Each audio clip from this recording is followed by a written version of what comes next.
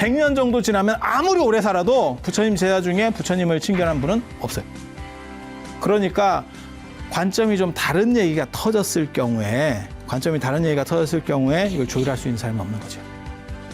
그래서 한 100년 정도 지나니까 이쪽이 더 계율적이고 깔끔하게 사는 원칙주의자들이 이쪽에 더 많이 있었고, 이쪽은 약간 느슨한, 자연스럽게 착착착착 이렇게 조금씩 바뀌어갔기 때문에 이 사람들은 이거에 대한 문제점을 몰라. 근데 야사가 보니까 충격이었대. 그렇게 해서 이게 문제가 터지니까 양쪽에서 장로 4분씩 해서 장로회의를 연 거야. 8명이 뭐라고 했냐면 만장일치로 이건 정법이 아니고 비법이다. 이 10가지는 비법이다. 이거를 근본분열이라고 합니다. 처음으로 쉽게 말해서 불교가 2개로 이렇게 쪼개지.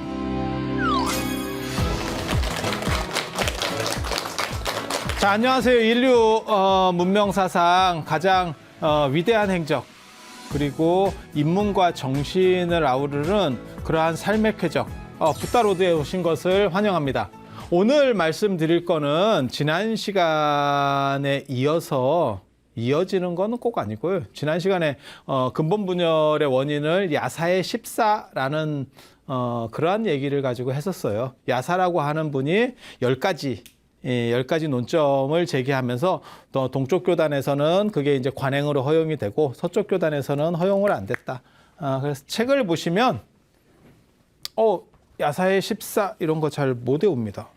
우리가 한 10개 정도 되면 용량의 한계가 차기 때문에, 그래서 뭐 가경점, 이지정, 타취락정, 주처정, 수의정, 구의정, 생화합정, 사루가주정, 무연좌구정. 이 정도 오면 못 외워도 뭐 정당합니다. 그다음에 금은정까지 이렇게 책에 나옵니다. 103페이지에. 정리는 제가 잘 해놨고요.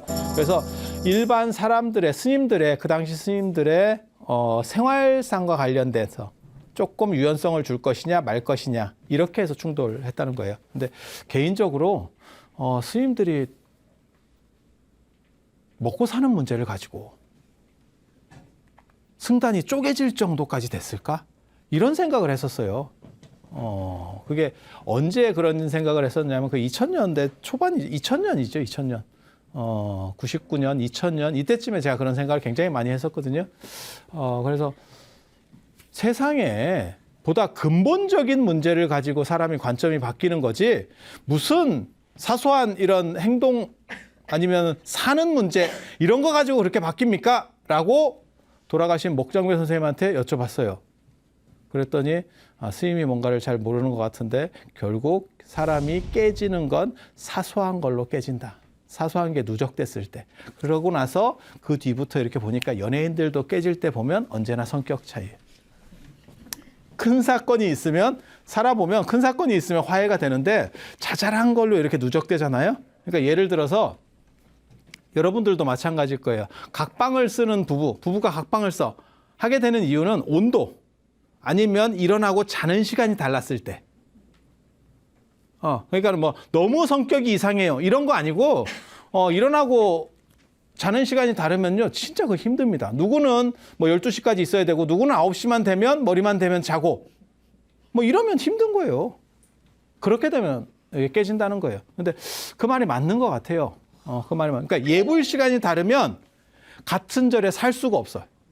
수행 방식이 다르면 같은 데서 살 수 있어요.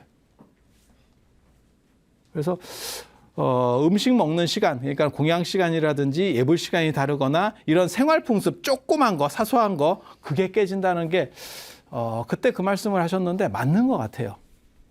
그런데 흥미로운 거는 근본 분열의 원인과 관련해서 이렇게 10가지 사소한 10가지 가지고 깨졌다라고 하는 주장이 있는가 하면 지금 뒤에 나오는 대천의 오사라고 하는 게 있어요. 대천이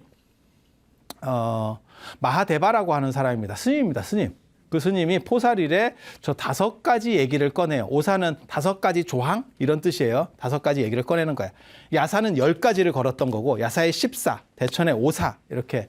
저게 이제 이부 종윤론이라고 하는 책에 나오는 건데 저 5가지가 뭐냐면 아라한이 진짜 대단해? 라고 말하는 그 5가지예요. 그러니까 아라한이라는 게 초기 불교, 그다음에 부파불교에서는 이상인격입니다. 그러니까 우리가 수행을 통해서 도달해야 되는 어떤 필연적인 목적. 그런데 그 아라한은 진짜 완전할까? 불완전하지 않을까? 그 논점이 붙은 거예요. 그 논점이 붙은 거예요. 그래서 저 부분을 한 번 정도 검토해 보는 거는 굉장히 재밌습니다.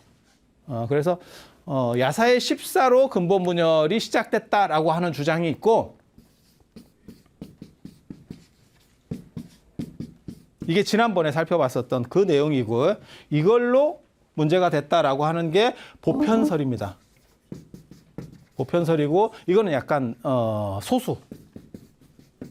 근데 제가 어렸을 때 한 20년 전에 저거에 대해서 관심이 있었던 이유는 저거는 훨씬 더 근본적인, 그러니까 우리가 도달해야 될 목적은 어떠냐. 얼마 전에도 있었어요. 얼마 전은 아니구나. 벌써 성철 스님 돌아가신 지 오래됐으니까. 성철 스님이 뭐라고 말씀하셨냐면 몽중이력, 화두를 꿈속에서도 잡을 수 있다. 뭐 이런 말씀을 하셨었거든요. 그게 되냐 안 되냐 가지고도 논쟁이 있었어요. 왜? 꿈속은 사실 현재의식이 통제가 안 되는 거예요. 과학적으로 얘기하면. 그런데 그렇게 수행을 하신 분은 그게 될까에 대한 이야기예요. 그러니까 과학적으로는 안 돼요. 그런데 수행을 하신 분은 그걸 넘어서 있는 거 아니야? 라고 하면서 논점들이 막 붙기 시작하는 거예요. 그래서 여기서 주장하는 저 대천의 오사라고 하는 게 아라한은 완전하냐? 근데 저 대천이 말하는 아라한도 문제는 있어. 라고 말하는 거예요. 여러분은 어떠세요? 깨달으면 진짜 모든 일을 다 알 수 있을까? 겪어보지 않은 것도 알 수 있을까? 근데 저는 사실 불완전하다라고 보거든요. 그러니까 완전한 거는 행복에서 완전한 거지 모든 일을 다 알 수 있다라는 생각은 안 해요. 몰라요. 부처님 같이 그렇게 되시는 분은 몰라도 아라한은 그렇게 될 수 있다는 생각을 안 합니다. 그러니까 예를 들어서 내가 인도 어디 총구석에 사는 아라한이야. 그런데 갑자기 스마트폰을 갖다 줬어. 그랬더니 이건 이렇게 쓰는 거야. 이렇게 할 수 있을까? 그런데 깨달았다면 충분히 그렇게 돼야 되는 거 아니야? 라고 생각하는 사람도 있는 거예요. 이건 굉장히 재밌는 겁니다. 굉장히 재밌는 겁니다. 여러분은 어때요? 깨달은 사람은 안 늙을 수도 있지 않을까? 늙어서 죽나? 안 늙을 수도 있을 것 같아요. 그러니까 깨달음에 두 종류가 있는 거예요. 그게 이제 붓다같이 되는 거하고 아라한이 되는 거하고, 아라한은 사람이 행복하지만 한계가 있는 거고, 보통은 그렇게 얘기를 해요. 대승불교에서는. 붓다 같은 경우는 완전하게 되는 거죠. 그러니까 이 두 개념 중에서 어떻게 볼 거냐. 근데 초기 불교하고 소승불교에서는 이게 이거다라고 말하는 거예요. 대승불교에서는 이게 이렇게 보는 거예요. 그래서 이 논점이 중요한 게 뭐냐면 아라한은 불완전하다라는 게 대천의 주장이에요. 그냥 행복에 있어서만 안전한 거지 그 사람이 행복하다는 얘기지 현상에서는 불완전해요. 아라한에게 누가 뒤에서 짱돌을 던지면 맞아요 라고 말하는 거예요. 지금 뭔 얘기인지 알아듣겠어요? 네. 누가 뒤에서 짱돌을 던졌는데 아라한이 이렇게 하다가 오호 이러면서 피할까? 이런 거야, 이런 거. 되게 재밌는 거예요. 되게 재밌는 거예요. 그래서 그렇게 5가지 논점을 주장을 해요. 대천이라는 사람이. 그리고 저 사람이 솔직한 거예요. 제가 보기에는 굉장히 솔직한 거예요. 그래서 그 5가지 논점에 대해서 이제 살펴볼 건데, 그래서 아라한의 완전성에 대해서 문제를 제기하고 아라한도 불완전해 라고 하는 거는 굉장히 포인트가 큰 얘기입니다. 이유가 뭐냐? 아라한이 불완전하면 아라한 말고 또 다른 이상인격이 제시가 돼야 되겠지. 더 완전한 이상인격. 그게 나중에 대승불교의 보살로 연결될 수 있죠. 그리고 나중에 붓다까지. 이렇게. 그래서 이 논점은 굉장히 중요해요. 첫 번째 나오는 여소유라고 하는 거는 사실은 그게 너무 여러분들에게 말해드리기 힘들 정도로 약간 이게 좀 19금도 너무 센 19금이라서 저는 말해줄 수 있는지 모르겠네. 얘기를 해줄까? 해주지 말까? 첫 번째 건 일단 그렇다 치고 두 번째 거는 무지예요, 무지. 아라한도 무지하다. 네, 무지하다. 뭐에 대해서 무지한 거냐면, 내가 깨달았는데, 내가 아라한이 됐는데, 아라한이 됐는지 자기가 잘 모를 수도 있대. 내가 아라한이 됐어. 근데, 내가 아라한인가? 이렇게 될 수도 있다는 거예요. 어때? 이거 굉장히 재밌는 얘기인데. 자기가 됐는데 그걸 모를 수도 있을까? 그래서 대처는 그렇게 얘기하는 거예요. 아라한도 지가 아라한 된지 모를 수도 있어. 이 문제 굉장히 큽니다. 왜냐하면 그러면 아라한이 되는지 모르는 상태에서 사람이 죽었어요. 열반했어. 입적했어. 그러면 그 사람은 아라한이요? 아라한이 아니요? 이게 좀 재밌어요. 이게 실제로 오분향내를 보면 해탈향, 해탈직연향이라는 게 있다니까. 내가 그것에 대해서 정확하게 인지한다라고 하는 개념이 있는데 인지하지 못할 수도 있다라고 하는 거예요. 그리고 세 번째도 이것과 연결돼요. 유예라고 하는 거예요. 유예. 그러니까 내가 아라한이 된지를 잘 모르니까 나중에 한 1년 정도 지났더니 아이씨, 내가 그때 아라한 됐었네. 내가 아라한 아닌 줄 알았는데 나 그때 아라한이었네. 그게 유예예요. 그게 유예예요. 이게 이제 무슨 문제가 벌어지냐면 소급 적용이 되느냐에 대한 문제가 벌어지는 거예요. 또. 그러니까 조금 불완전하다는 얘기예요. 완전히 불완전한 걸 얘기하는 게 아니고 조금 불완전한 얘기들을 하고 있는 거예요. 그래서 아라한의 자격, 자격에 대한 부분이에요. 자격에 대한 부분. 전에 그런 거 있었어요. 어떤 사람이, 여러분도 그런 일들이 벌어질 거예요. 뭐 스마트폰 같은 걸 잊어버렸어. 아니면 지갑을 잊어버렸어. 그런데 언제가 잊어버린 시점이라고 생각하냐면 실제로는 내가 찾았을 때, 잊어버렸어. 하지만 사실 잊어버린 시점은 그거보다 앞으로 갑니다. 그 사건이 있고 내가 인지한 시점이 있는 거잖아요. 자, 봐봐. 내가 3시에 스마트폰을 잊어버렸어. 그런데 내가 4시에 쓰려고 딱 보니까 없네? 어디서 잊어버렸는지 나 정확하게 잘 모르겠는데 이제 시작한 거예요. 그러면 스마트폰을 이 시점에 잊어버렸어? 이 시점에 잊어버렸어요? 3시에 잊어버렸지? 네. 그렇지? 네. 근데 이 사람이 3시 반에 죽었어. 그러면 그 사람은 스마트폰을 잊어버렸다고 생각할 것 같아? 안 잊어버렸다고 생각할 것 같아요? 맞아요? 그럼 스마트폰이 그 사람한테 있어? 없어요.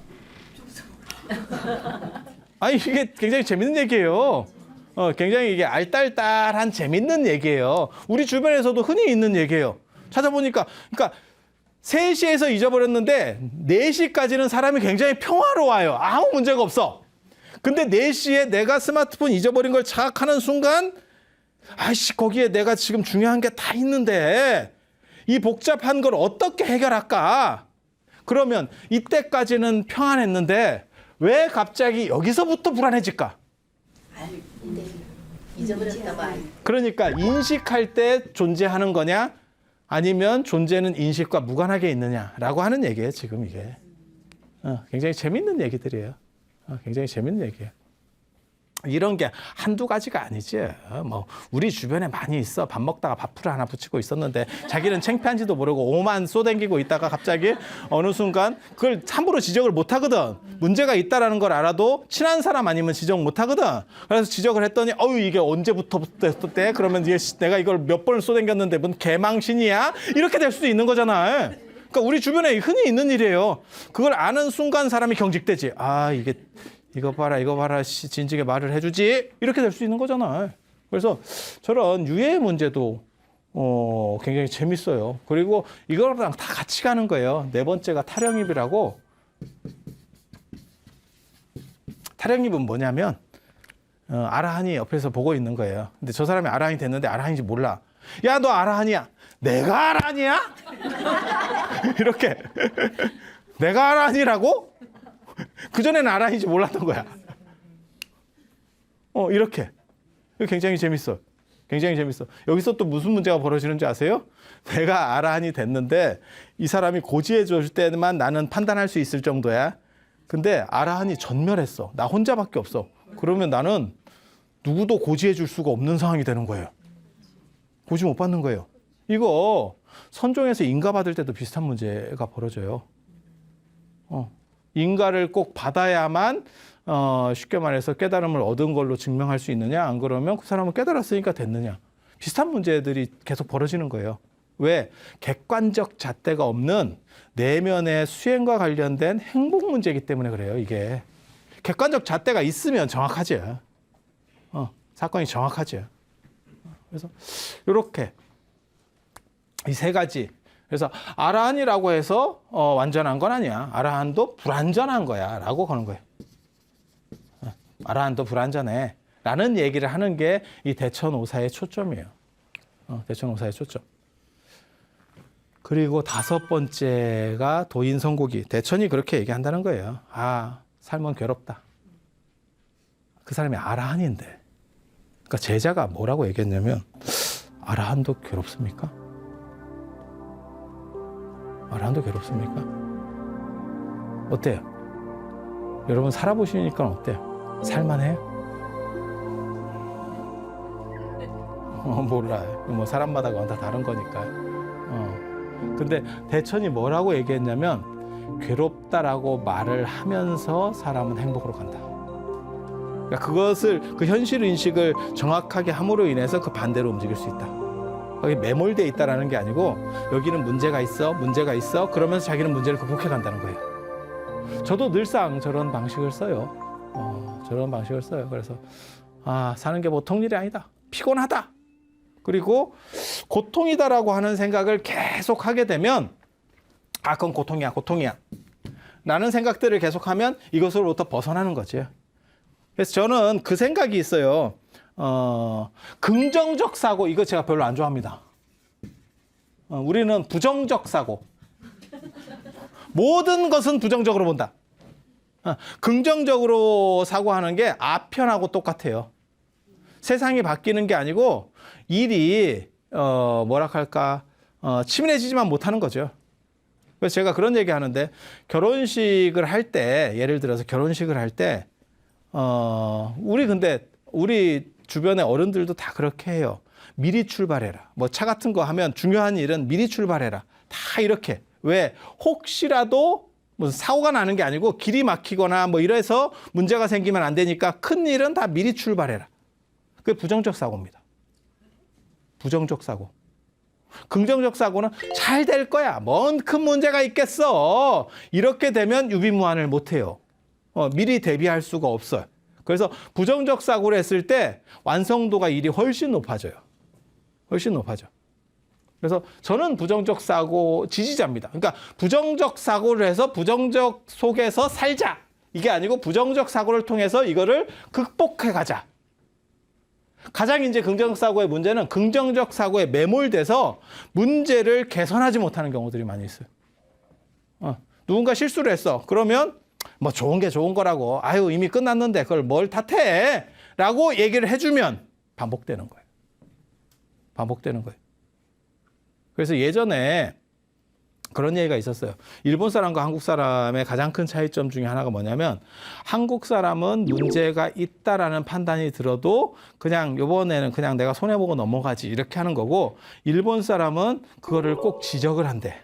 그래서 일본이라고 하는 나라가 훨씬 더 세밀하게 발전해 간다는 거예요. 한국 사람들은 그냥 덕으로, 그러니까 정으로 그냥 이렇게 좋은 게 좋은 거라고 가고. 그래서 기차 같은 데를 타면 그런 거죠. 시트에 뭐가 좀 문제가 있어. 한쪽에 함몰됐어. 이러면 내가 내릴 때 말해주지 않으면 사실 그 청소하는 분이 그걸 일일이 다 체크할 수는 없습니다. 그렇잖아요? 그러니까 나는 어차피 앉아온 상황이고 자리를 바꿀 수도 없는 상황이니까 그냥 앉았어. 근데 내가 그걸 귀찮게 뭐하러 얘기해? 그리고 누군가 고치겠지? 라고 하면 1년 내도록 안 고쳐지는 거죠. 왜? 다 그런 식으로 하고 빠지니까. 내가 조금씩 피해보고 빠지니까. 그런데 일본 사람은 그걸 찾아가서 얘기를 한대. 진짜 일본 사람은 그런가? 라는 생각을 했었거든요. 일본 사람이 우리보다 더 좋다 이런 뜻으로 얘기하는 게 아니에요. 민족성이 다르다라는 얘기를 그 사람이 지적한 거예요. 그래서 일본은 그런 경우가 됐을 경우에 계속 고치려고 하는 그러면서 좀 더 완벽해지는데, 우리는 그걸 자꾸 참는 문화 때문에 조금씩 그냥 내가 손해보고 말지 하는 것 때문에 인지되지 않으면서 바뀌지 않는다는 거예요. 그래서 그것도 가능하겠다라는 생각을 해요. 그래서 제가 한동안은 열심히 신고를 했어. 무슨 문제가 있을 때 열심히 신고를 했는데 나도 힘들어. 나도 힘들어. 그래서 과연 정의란 뭔가, 그걸 지적하는 게 맞는지, 지적하지 않는 게 맞는지에 대한 거고, 확실한 건 있어요. 그런 식 사고가 부정적 사고예요. 그래서 어떻게 해서든 고치겠다. 제가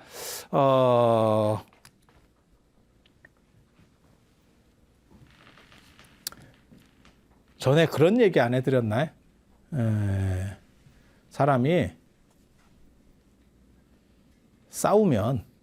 살다 보면 싸울 수도 있는 거예요. 안 싸우고 평생을 살 수는 없거든. 싸울 수도 있는 거예요. 그래서 안 싸우는 게 일단은 좋지만 싸우면 무조건 이기래요. 그게 불교식 사고예요. 되게 재밌는 사고예요. 무조건 이기래. 이긴 사람은 화해할 수 있대. 진 사람은 화해를 못 한다는 거예요. 이겨놓고 화해하라는 거예요. 지면 손도 못 내밀어. 손도 못 내밀어. 그래서 할 거는 뚜렷하게 하고 그 다음에 좋은 게 좋은 거래. 처음부터 끝까지 좋은 게 좋은 거면 이게 개판이 된다는 거예요. 근데 그것도 맞는 얘기 같아요. 그래서 도인선고기, 5번째 도인선고기라고 하는 거는 언제나 괴롭다라는 것을 반조하면서 좋은 쪽으로 간다는 거예요. 좋은 쪽으로 간다는 거예요. 그래서 깨달음이라고 하는 것은 계속된 현실에 대한 문제하고 자기 반성. 그래서 그런 것들이 반복될 때 깨달음이 갖춰진다라고 하는 게 이 도인선고기예요. 그리고 첫 번째 가장 문제가 되는 거. 이런 거를 말해야 되는지 어째야 되는지 잘 모르겠다. 근데 옛날 사람들 진짜 솔직하고 뭐 이런 건 있어요. 알아 하니? 막 너무 너무 집중도가 좋아지는데 바람을 잡아주니까.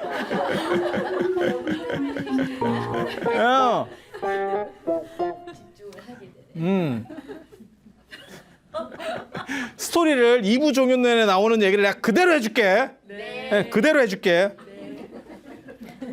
대천이 하루는 그 사람이 아라한인데 자기 상자한테 옷을 빨으락 했대. 옷을 빨으락 했는데 속옷에 뭐가 묻어 있더래. 그래서 아라한도 이런 게 됩니까? 이렇게 상자가 물어봤대. 그러면 좀 빨으라고 하지를 말든가 자기가 빨든가 그게 몽정에 대한 문제예요. 몽정에 대한 문제. 그래서 그렇게 그러니까는 아라한도 몽정을 합니까? 이게 굉장히 재밌는 거예요. 사실 오늘 얘기하려고 하는 논점의 최고 핵심은 사실 이 부분이거든. 왜 그러냐면 인간은 감정을 완전히 떨칠 수 있느냐에 대한 얘기를 해드리려고 하는 거예요. 그래서 그렇게 얘기하니까 대천이 뭐라고 얘기했냐면 꿈속에서 유혹을 받으면 그거는 어쩔 수가 없다. 이렇게 대답했다는 거예요. 그 얘기는 뭐냐면 꿈속은 통제가 안 돼 라는 얘기예요. 아까 제가 성철 스님 얘기했었잖아요. 성철 스님은 꿈속에서 꿈을 통제할 수 있다라고 보는 관점이고 대천은 꿈까지 어떻게 통제를 하냐 라고 얘기하는 거예요. 그리고 그거는 문제가 없다라고 당신은 생각했기 때문에 그냥 드러내놓고 얘기하는 거예요.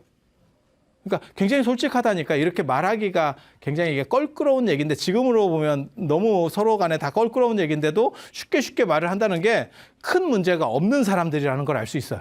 문제가 있었으면 그렇게 안 했겠지. 그래서 인간의 감정적인 것들을 가지고 갈 수밖에 없느냐, 인간은 가지고 갈 수밖에 없느냐, 안 그러면 감정적인 것이 다 끊어지는 것이 깨달음이냐 라고 하는 그런 얘기예요. 그래서 진인무몽이라는 말이 있어요. 이게 장자 대종사에 나오는 얘기인데, 장자 내편 대종사에 나오는 얘기인데, 참된 사람은 쉽게 말해서 여기 깨달은 사람이에요. 장자가 말하는 이상인격입니다. 진인, 진인, 시인, 신인, 도인 뭐 이렇게 해서 나오는데 진인이는 꿈을 안 꾼대. 성철 스님하고 같은 관점이에요. 꿈이 없대. 왜? 그 사람은 생각이 균일하기 때문에 흔들림이 없어서 이렇게 수행이 잘 돼서 깨달은 사람은 수행이 이게 뭐야 흔들리는 생각에서 이렇게 흔들림이 있어야 꿈을 꿀 건데 꿈 자체를 안 꾼다는 거예요. 그리고 저 관점을 성철 스님 같은 분은 계승하고 있는 거예요. 어떤 게 맞다라고 얘기하는 거 아니에요? 어떤 게 맞다라고 얘기하는 게 아니에요? 그런데 대처는 뭐라고 얘기하는 거냐면 꿈까지는 어떻게 할 수 없어. 라고 얘기하는 거예요. 그래서 꿈속에서 일어나는 일까지 어떻게 다 일일이 처리를 하냐? 그거는 요즘 과학적으로 얘기하면 그건 무의식 영역인데. 네, 무의식 영역인데. 그래서 이 논점이 붙어. 이 논점이 한번 붙는다고요. 중국에서도 이 논점이 붙어요. 진짜 이해가 붙는 거예요. 근데 거기서 이런 관점을 위진남북조 시대 때 얘기한 사람이 한이라고 한 사람이에요. 이게 장자를 주석할 때 이 관점을 그대로. 그래서 뭐라고 얘기하는 거냐면 깨달은 사람이나 수행이 잘 되는 사람은 감정이 없대. 인간의 오용락 같은 게 없대. 탁 정리가 돼 있어서. 그럴 것 같아? 어때? 아니 그냥 생각해 보는 거예요. 답이 있는 거 아니에요. 답이 있는 그냥 자유롭게 생각하시면 돼요. 그랬더니 왕필이라고 하는 사람이 뭐라고 얘기했냐면 이 왕필 진짜 이 이름이라도 기억해 놓으세요. 이 도울필자인데 이거 기억해 놓으세요. 굉장히 중요한 사람이에요. 왜? 연대를 한번 봐봐.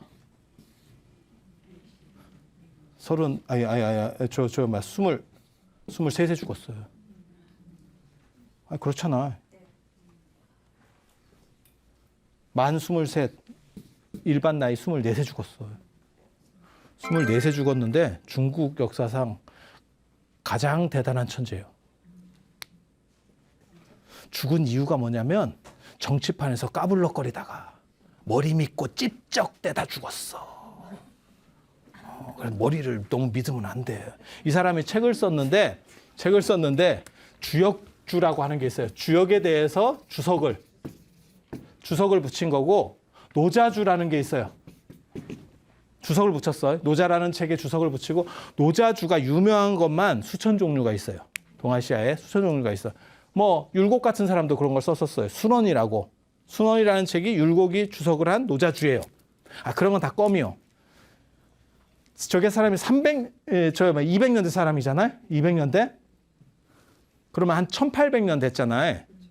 그렇잖아요. 대략 그냥 대충 잡아서 동아시아 전체 노자 주석 서열 1위가 이 사람 책입니다.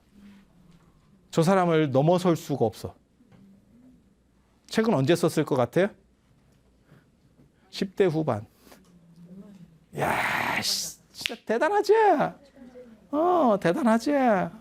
이게 진기하잖아요. 예, 여러분들이 지금 한가까지 와도 지금 이러고 있는데 저 사람은 10대 때 뭐 이러고 있으니까 주역주도 이 사람 주석을 넘어서는 사람이 나중에 누가 나오냐면 두 사람이 나와요.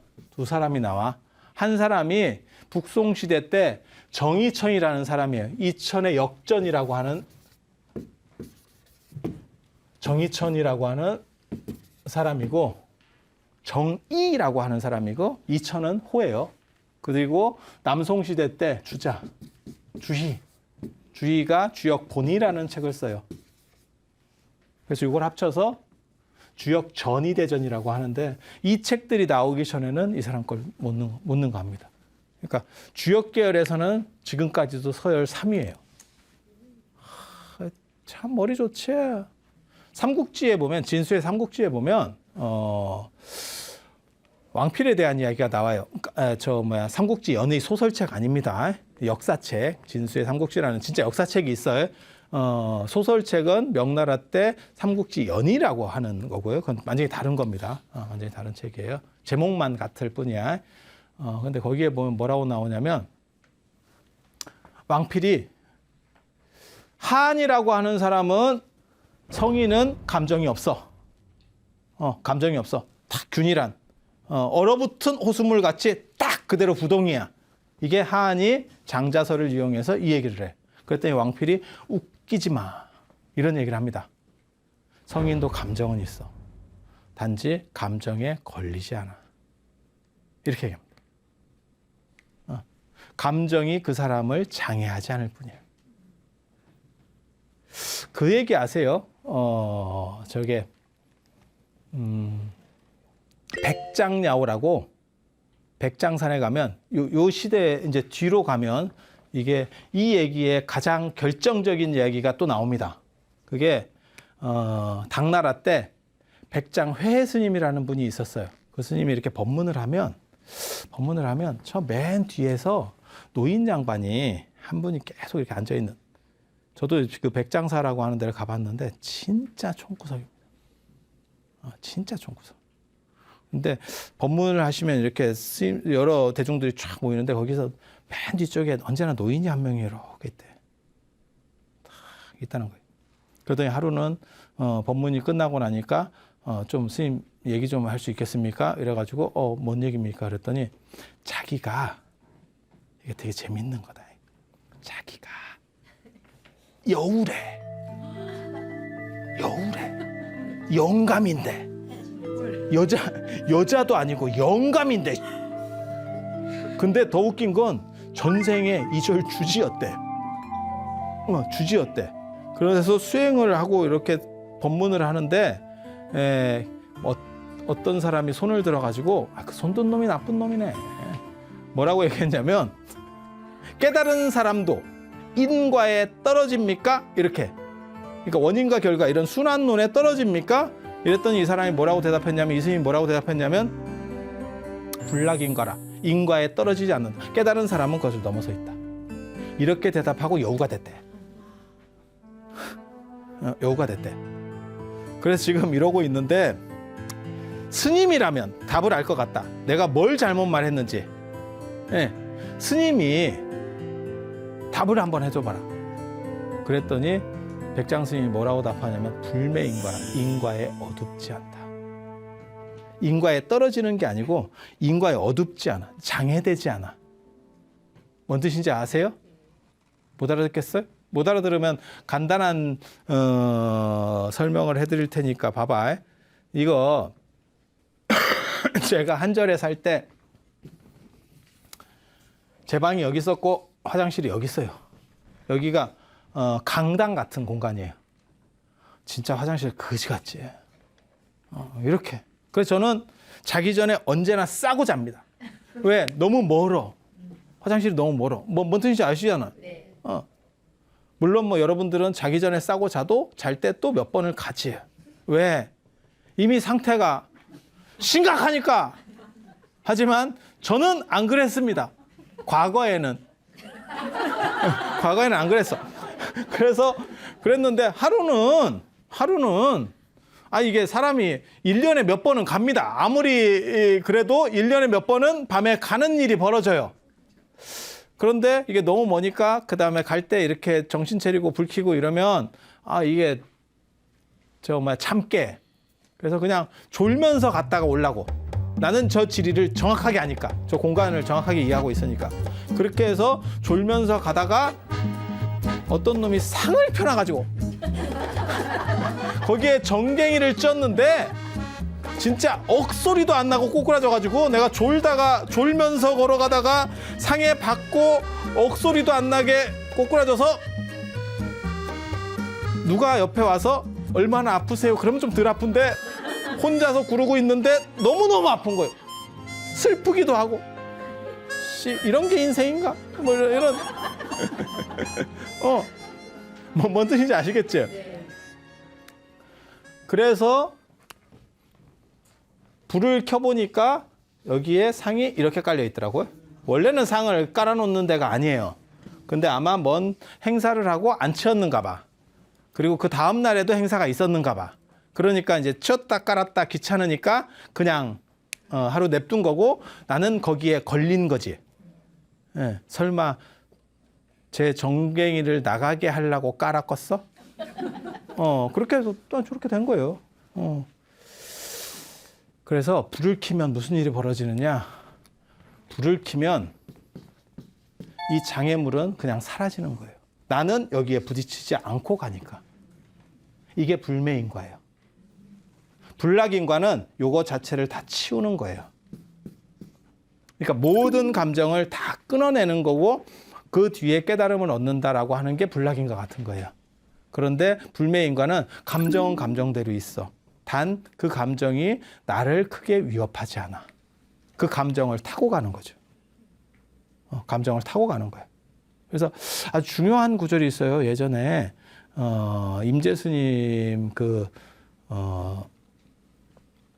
이야기에 보면 임재 의원 스님 이야기에 뭐가 있냐면 당신 선생이 돌아가셔요. 당신 선생이 돌아가셔요. 그러니까 당신 선생이 돌아가시니까 막 곡을 하고 있었다는 거예요. 그러니까 다른 사람들이 문상을 오잖아요. 문상을 와가지고 깨달은 사람도 그렇게 슬픕니까? 이렇게 물어봤다는 거예요. 깨달은 사람도 울어요? 이렇게. 실제로 부처님이 열반하셨을 때 제가 전에 말씀드렸는데 두 종류의 사람이 있었어요. 한 종류의 사람은 덤덤한 사람. 한 종류의 사람은 슬퍼하는 사람. 슬퍼하는 사람은 깨닫지 못한 사람이고 덤덤한 사람은 깨달음을 얻은 사람이에요. 근데 임재 스님이 뭐라고 답하냐면 한참 이거 막 대성통곡을 하다가 한참 이렇게 울다가 옆에서 깨달은 사람도 웁니까? 이렇게 되게 옛날 사람 재밌지 않아요? 울고 있는데 그런 질문이 되나? 이게 분위기 파악해서 좀 물어볼 것 같은데 옛날 사람들이 그런 쓸데없는 걸 그때그때 잘 물어보더라고요. 그랬더니 임재 스님이 뭐라고 대답하냐면 슬픈데 어떡하나? 그 얘기는 뭐냐면 거울과 같다라는 게 선종에서 말하는 거예요. 거울은 이쁜 사람이 오면 이쁜 사람을 비춰주고 그다음에 못생긴 사람이 오면 못생긴 사람을 비춰주고 남자가 오면 남자를 비춰주고 도둑이 오면 도둑을 비춰주고 그 흔적을 남기는 게 아니고 끝나면 끝. 이렇게. 그러니까 감정도 그때 생겼을 때 생기고 없어질 때 없어지고 이렇게 가는 게 최고라는 거예요. 지금 그렇게 얘기하는 거예요. 임재는.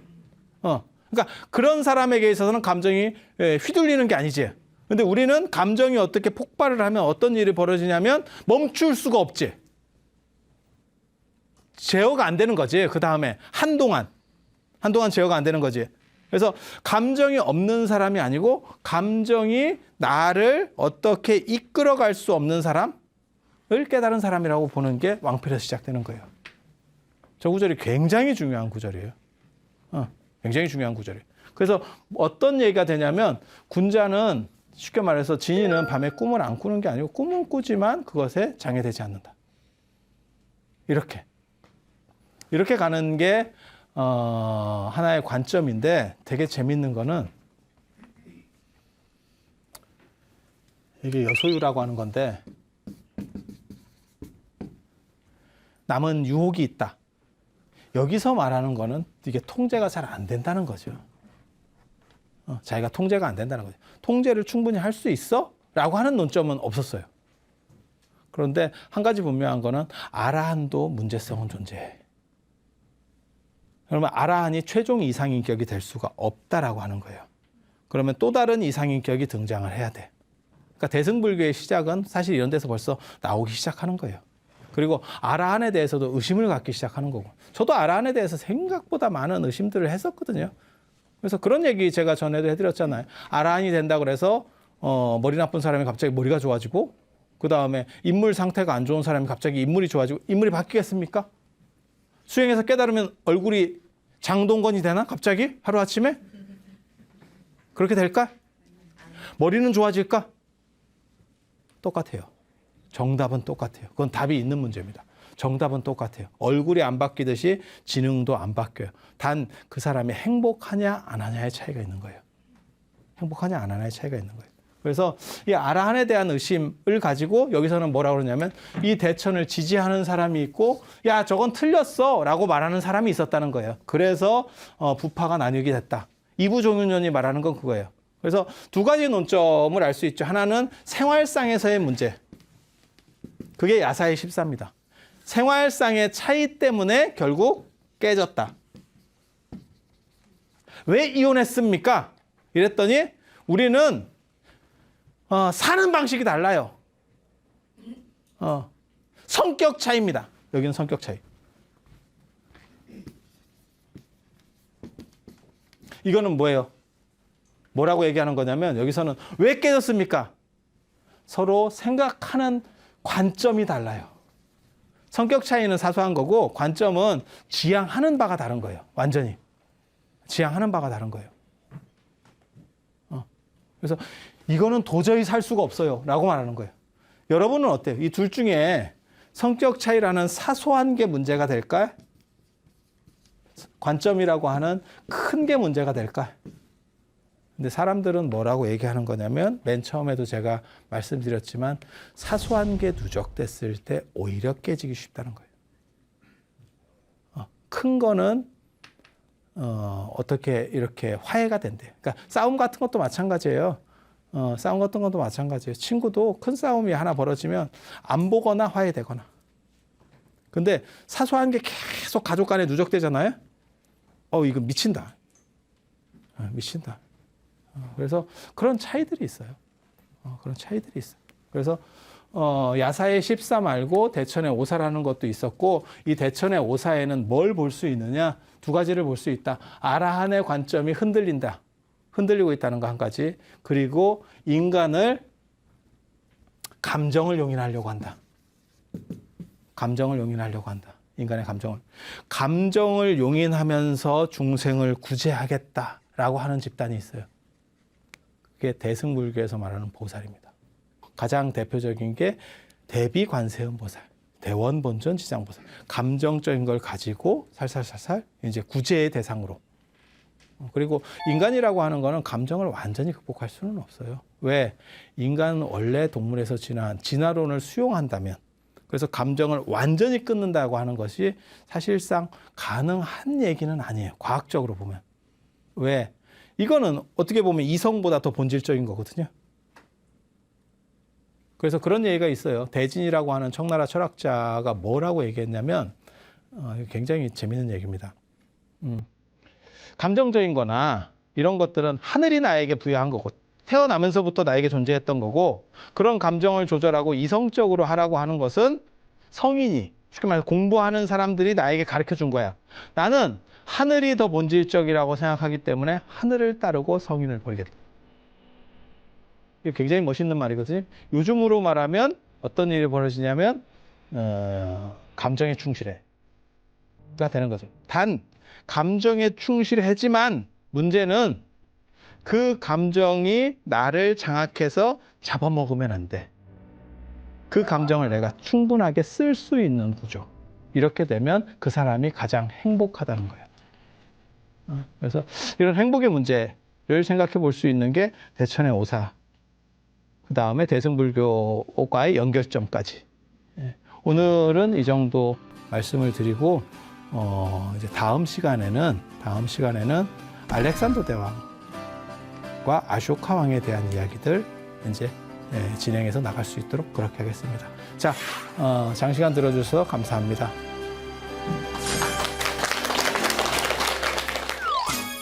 누군가 선생이 있어서 이렇게 얘기를 해주면 그쪽에 경도되기가 쉽거든요, 사람이. 그리고 알렉산더는 나중에 대단한 정복군주가 되죠.